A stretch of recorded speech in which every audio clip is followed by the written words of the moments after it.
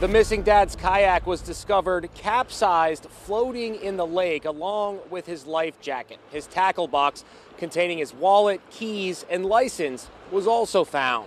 L'affaire incroyable dont je vous parle aujourd'hui est encore en cours puisque Ryan Borgward, un père de famille disparu lors d'une sortie en kayak en août 2024, a refait surface récemment d'une surprenante manière. Il semble avoir été retrouvé bien loin de chez lui via une vidéo TikTok devenue virale dans laquelle on voit un homme qui lui ressemble étrangement. On va décortiquer toute cette histoire depuis le début et vous allez voir qu'il n'est absolument pas tout blanc dans cette affaire. Ryan Borgward est originaire de Watertown, dans le Wisconsin. C'est du côté de Chicago pour vous situer. Vu que l'histoire est assez récente, on a assez peu d'infos sur lui, notamment sur son enfance, mais pour le coup, c'est pas forcément nécessaire pour la vidéo, donc rentrons directement dans le vif du sujet. Ryan est marié à Emily Borgward, ils se sont rencontrés au début des années 2000 à l'université et c'était un véritable coup de foudre, ils ne se sont plus lâchés. Après leurs études, ils s'installent dans une banlieue paisible du Wisconsin, toujours vers la ville de Watertown. Ryan travaille alors comme consultant en gestion d'eau pour les entreprises et Emily est enseignante dans une école primaire. Ils se marient en 2002 et ensemble ils auront 3 enfants au cours des années qui suivent leur installation. D'abord 2 garçons, puis la troisième, une petite fille. Au moment où se sont produits les événements que je vais vous raconter, les enfants se situent tous dans l'adolescence ou le début de l'adolescence pour la plus jeune, comme en témoignent les photos de la famille qu'on peut trouver sur le net. Durant l'été 2024, Ryan Borgward a 44 ans, cela fait 22 ans qu'il est marié à Emily et ils ont justement fêté leur anniversaire de mariage en juillet 2024, soit moins d'1 mois avant le drame. Ryan est un père de famille respecté, bien intégré dans la communauté de sa ville. Il est décrit comme un père aimant dans une famille croyante. Il aime emmener ses enfants en randonnée, à la pêche, organiser des sorties en famille. Il aime aussi naviguer en kayak, sa grande passion, ce qui va d'ailleurs avoir une importance pour la suite. Sur les réseaux sociaux, notamment Facebook, Emily poste régulièrement des photos de sa petite famille. On les voit souriants, ils semblent unis, bref, une image de famille parfaite. Ryan semble donc mener une vie ordinaire et stable, mais il va se révéler être un homme à la face bien plus sombre que sa famille ne pouvait l'imaginer. Nous sommes le dimanche 11 août 2024, tout va pour le mieux dans la famille Borgward ce jour-là. C'est l'été, qui plus est un dimanche, les enfants ne vont pas à l'école, la mère, Emily, qui est prof, n'a pas cours non plus, et Ryan profite de cette belle journée d'été pour aller faire du kayak. Il prévient sa femme, il préfère éviter les heures d'affluence, donc il part en fin d'après-midi, début de soirée, sur le lac Green, le Green Lake qui est à proximité de chez eux. Ce lac est connu pour être le plus profond du Wisconsin, pouvant atteindre 72 mètres de profondeur. Pour que vous vous rendiez compte, c'est l'équivalent de 25 étages à peu près, c'est vraiment énorme. Le lac Green n'est pas particulièrement petit non plus, puisqu'il fait plus de 11 km de long. Bref, je pose le décor parce que ça aura de l'importance pour la suite. À 22h49 ce soir-là, Ryan est au lac en train de faire du kayak depuis plusieurs heures quand il envoie un message à sa femme qui, elle, est restée à la maison. Il écrit « Je reviens vers la rive et je rentre ». Rassurée, Emily s'attend donc à ce qu'il rentre dans l'heure ou dans l'heure et demie, le temps de retourner en kayak jusqu'à la berge, puis de rentrer en voiture jusqu'à chez eux. Mais ce message sera en réalité le dernier contact qu'Emily aura avec son mari. Celui-ci ne rentrera jamais à la maison. Plus d'1 heure passe et aux environs de minuit, Emily commence à s'inquiéter. Même si Ryan avait pris son temps en retournant sur la berge, etc., selon elle, il aurait déjà dû être rentré. Elle lui envoie un premier SMS, puis 2, puis 3, elle essaye de l'appeler, mais aucune réponse. Je me dis que vu l'heure, en plus, les enfants devaient soit déjà être en train de dormir, soit être au calme dans leur chambre. Bref, Emily devait être complètement démunie et ne pas savoir quoi faire. Elle va attendre un petit peu, des fois que Ryan ait simplement eu un petit couac avec son kayak ou avec la voiture, elle va tenter de l'appeler à nouveau plusieurs fois, mais toujours aucune réponse. Il est maintenant près de 2h du matin et c'en est trop pour Emily. Ryan devrait être rentré depuis près de 3 heures, elle en est persuadée, pour elle, il y a un problème, il a dû lui arriver quelque chose. C'est à ce moment-là qu'elle se résigne à appeler la police. Difficile de savoir exactement à quelle heure elle a contacté la police, mais j'ai lu que les recherches des forces de l'ordre avaient débuté vraiment tôt le lundi matin, le 12 août, donc un peu avant 6h du matin. Vu les délais, je pense qu'elle n'a tout simplement pas dormi de la nuit et que les forces de l'ordre ont attendu qu'il fasse jour pour débuter les recherches. Donc bon, selon moi, elle a peut-être d'abord contacté un ou deux proches pour savoir s'ils avaient eu des nouvelles, Puis elle a fini par prévenir les autorités sans doute vers 2-3 heures du matin, le temps de récupérer toutes les infos, de lancer les recherches, se rendre sur place, attendre le petit jour pour y voir clair, bref, ils ont débuté vers 6 heures. Une fois les secours sur place, on ne tarde pas à retrouver la voiture de Ryan encore garée à proximité. Donc il n'a jamais quitté le lac pour rentrer chez lui, cela signifie que quelque chose s'est produit avant même d'atteindre sa voiture. Les abords du lac et sa surface sont également fouillés et il faut peu de temps aux policiers pour retrouver le kayak renversé de Ryan flottant sur le lac Green. À proximité, même si les objets se sont un peu éparpillés en flottant ou en coulant, on retrouve également son gilet de sauvetage, sa canne à pêche, sa bouteille d'eau et une mallette hermétique dans laquelle il range son portefeuille et toutes ses affaires. Je parle bien sûr des effets personnels qui craignent un petit peu l'eau, mais qu'il emmène quand même avec lui par sécurité lorsqu'il navigue tout seul, comme son permis de conduire, etc. Ça lui évite de tout laisser dans sa voiture. The missing dad's kayak was discovered capsized, floating in the lake along with his life jacket. His tackle box containing his wallet, keys and license was also found. À ce moment-là, malheureusement pour les proches, ces découvertes laissent présager le pire.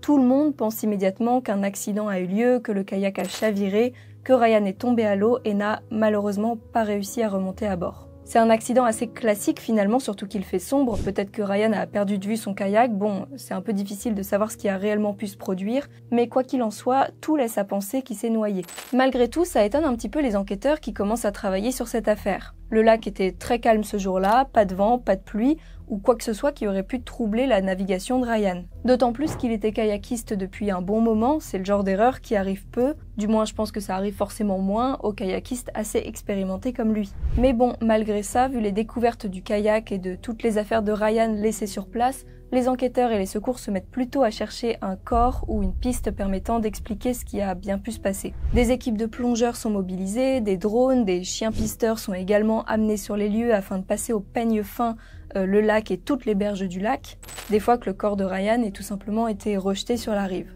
Les plongeurs vont plonger sans relâche dans les profondeurs du Green Lake qui, pour rappel, peuvent atteindre les 72 mètres.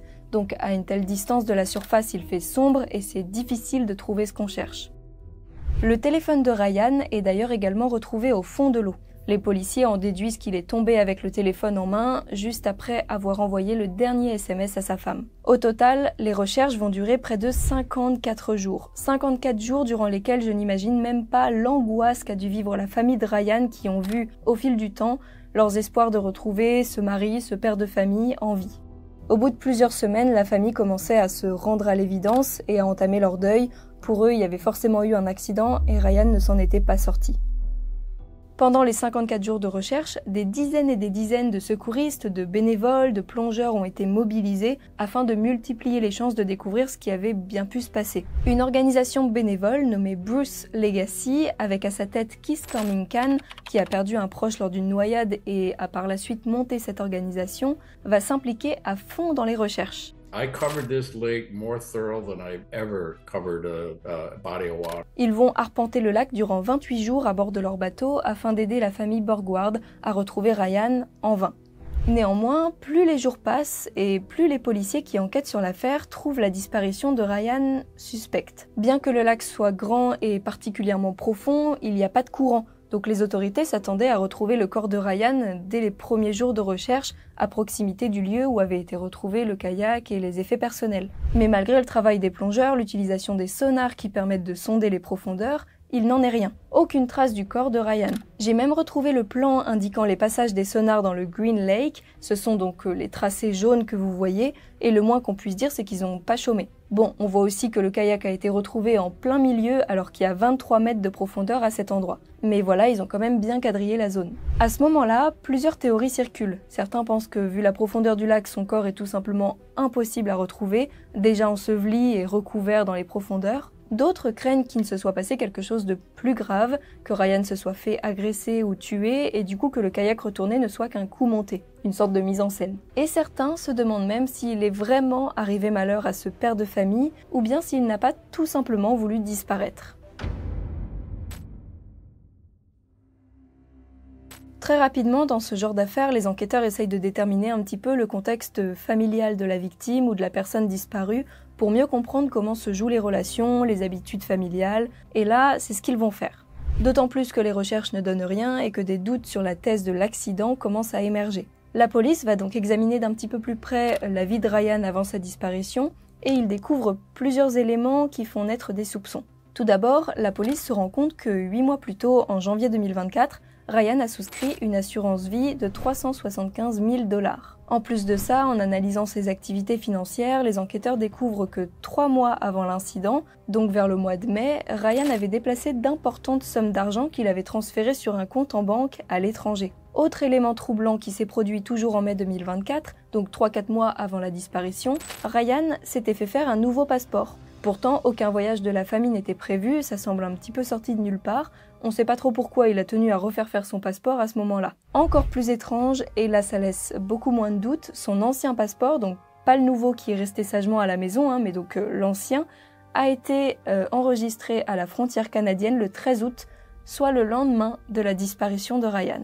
Bon, vous le sentez venir, il y a anguille sous roche. En plus de ça, Ryan a récemment changé d'adresse mail. On croirait que c'est un détail, mais quand t'as un mail qui fonctionne, il n'y a pas vraiment de raison d'en changer, si ce n'est pour refaire un petit peu page blanche. Et vu le contexte et tous les autres éléments, ça vient vraiment rajouter de gros doutes sur cette affaire. En parallèle de tout ça, Emily confie à la police qu'elle avait eu l'impression qu'une distance s'était un petit peu installée au sein de son couple depuis quelques mois. Ryan montrait moins d'intérêt pour sa vie de famille, il était plus secret, elle le sentait changer, sans pouvoir expliquer pourquoi. Les enquêteurs vont fouiller davantage, notamment dans l'ordinateur de Ryan, qui a été remis par Emily à la police, et ils vont se rendre compte que le disque dur de l'ordi a été changé le jour de sa disparition, et que l'historique de navigation a été supprimé. Je sais que j'énumère beaucoup de choses là, mais il faut bien imaginer que tous ces éléments ont été découverts au fil des jours et des semaines d'enquête. Dernier détail, et pas des moindres, en étudiant le téléphone portable de Ryan qui avait été jeté à l'eau, les enquêteurs découvrent qu'il communiquait régulièrement avec une femme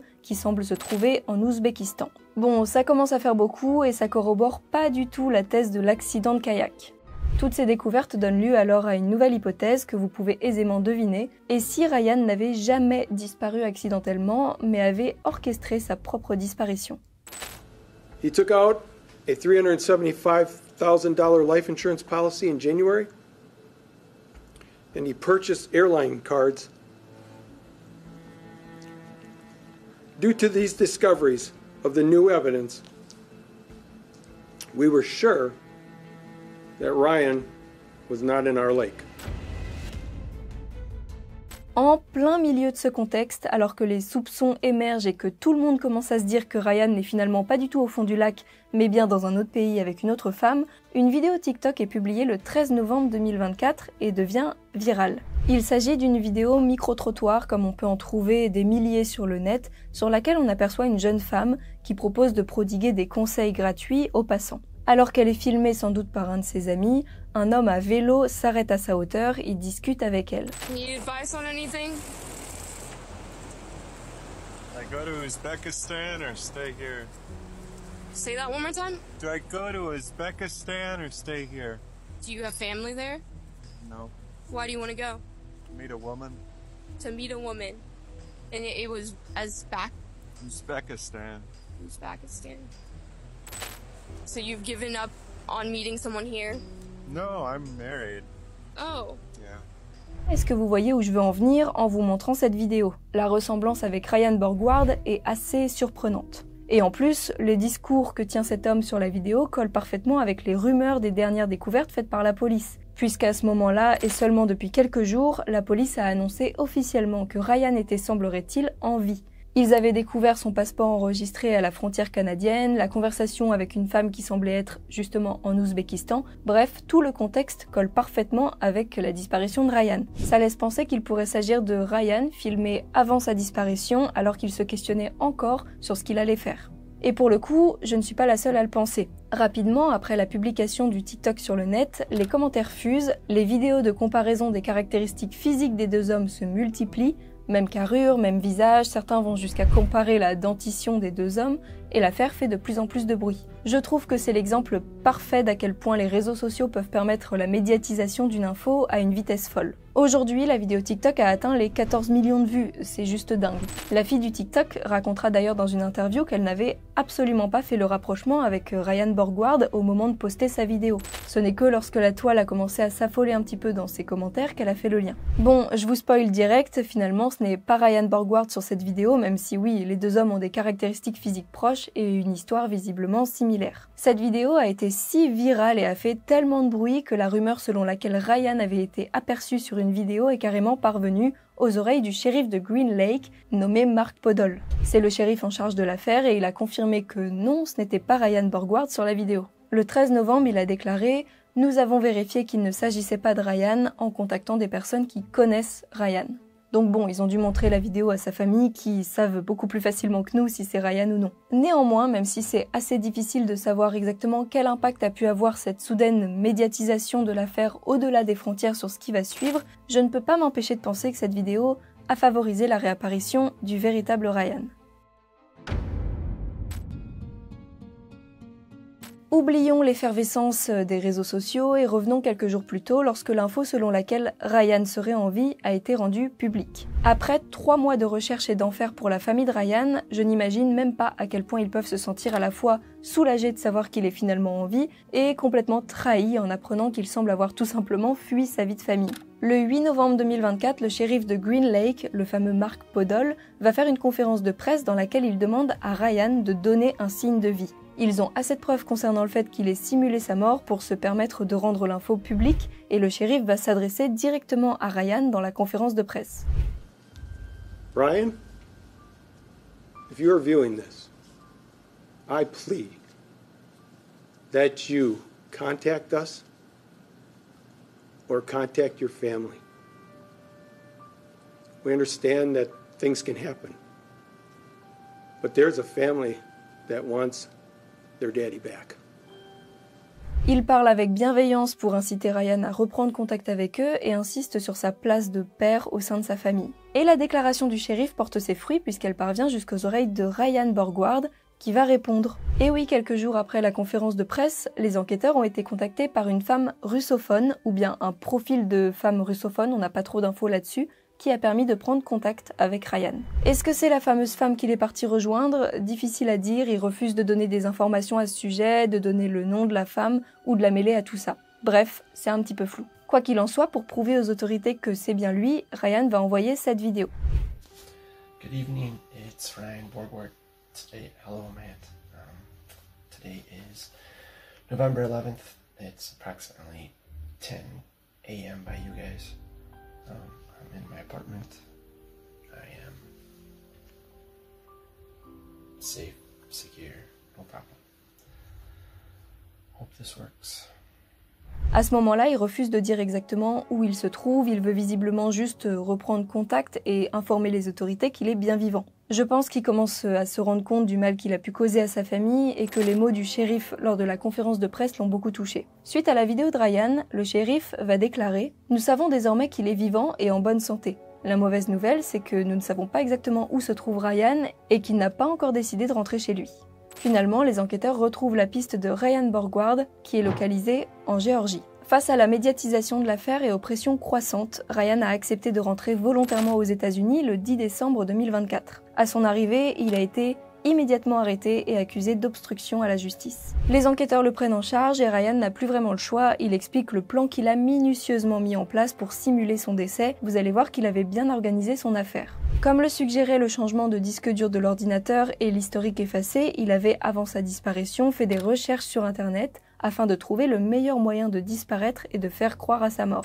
Il avait choisi la mort par noyade parce que, je cite, il devait rendre cela crédible pour que tout le monde, y compris les forces de l'ordre, pense qu'il s'était noyé dans le lac. Vu que le kayak était un de ses hobbies, que ça ne changeait pas de ses habitudes, c'est vrai que c'était plutôt plausible. Le 11 août 2024, Ryan part donc bien en fin d'après-midi vers 17h jusqu'au Green Lake. Il informe les policiers qu'il avait également effectué des recherches sur les différents lacs de la région et il avait choisi de se rendre sur le Green Lake en raison de sa profondeur. Disparaître dans un lac aussi grand et profond allait, selon lui, aider à faire croire que son corps n'avait tout simplement pas été retrouvé. Il a alors fait comme à son habitude, il a embarqué sur son kayak et une fois en train de naviguer, il a volontairement fait chavirer son embarcation en laissant toutes ses affaires, son gilet de sauvetage, sa mallette avec ses clés, son portefeuille et sa canne à pêche derrière lui. Il a aussi volontairement jeté à l'eau son téléphone portable. Pour simuler, j'imagine, sa chute dans l'eau après avoir envoyé le message à sa femme à 22h49.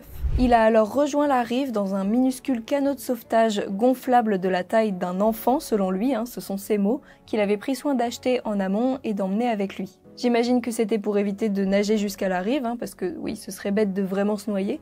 Il raconte aux autorités qu'il a d'ailleurs rencontré des difficultés à se hisser hors du lac. Il s'est retrouvé enlisé dans la boue en arrivant vers la berge et il a ensuite dû essayer d'effacer ses traces de pas pleines de boue sur le sol pour éviter qu'on le piste. C'est à partir de là qu'on se rend compte à quel point il avait méticuleusement tout prévu. Une fois sorti du lac, Ryan a récupéré un vélo électrique qu'il avait caché à proximité du débarcadère. Il grimpe dessus et parcourt un peu plus de 110 km pour se rendre jusqu'à Madison, une grande ville un peu plus au sud. Vu les 100 km à vélo, je comprends mieux pourquoi il a privilégié un vélo électrique à un vélo classique.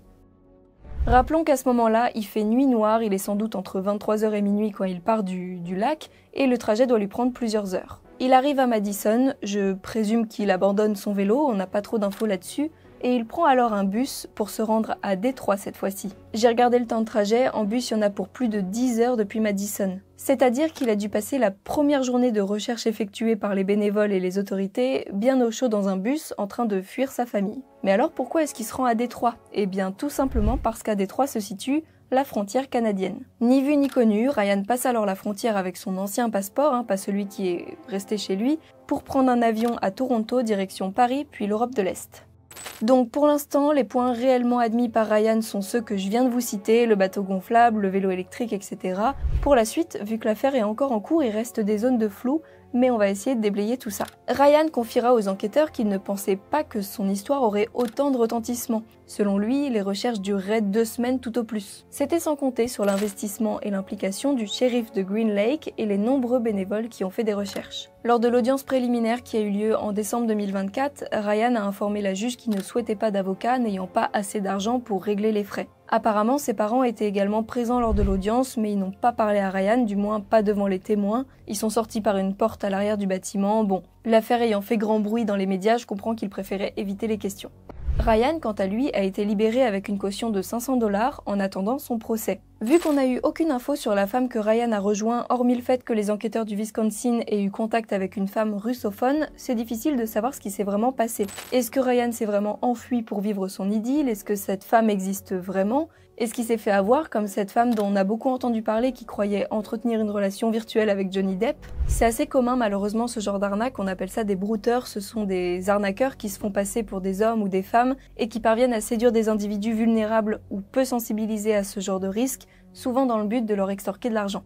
Je veux bien votre ressenti sur cette affaire, moi j'avoue que j'ai quelques doutes sur l'existence de la femme qu'il rejoignait en Ouzbékistan. Bref, on ne sait pas encore tous les tenants et aboutissants de cette affaire, donc il vaut mieux pas trop s'avancer. On aura davantage d'infos lors du procès et lorsque la justice aura tranché au sujet de Ryan. Quoi qu'il en soit, la révélation du faux décès de Ryan a eu un impact dévastateur sur sa famille. Emily, sa femme, a été évidemment choquée, elle s'est sentie humiliée et elle a immédiatement entamé une procédure de divorce. Elle a également demandé une garde exclusive des 3 enfants.